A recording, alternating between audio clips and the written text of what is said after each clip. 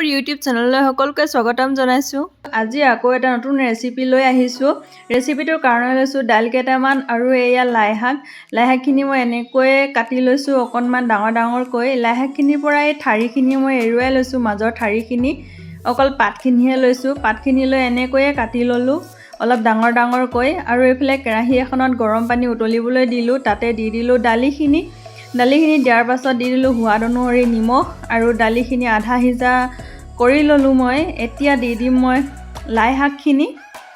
দালিখিনি সিজাওঁতে মই অকণমান কমকৈ পানী দিছিলোঁ, কাৰণ লাই শাকৰ পৰা পানী ওলাই।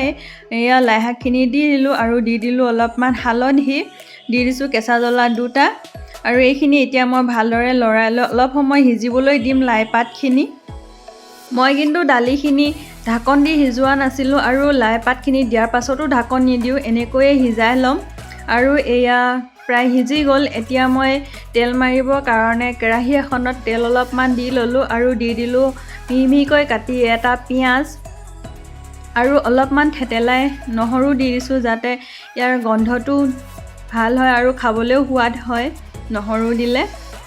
পিঁয়াজখিনি মই ৰঙচুৱা হোৱালৈকে অলপ সময় ভাজি ল'ম। আৰু এতিয়া মই দি দিম বইল কৰি লোৱা লাইপাত আৰু দাইলখিনি।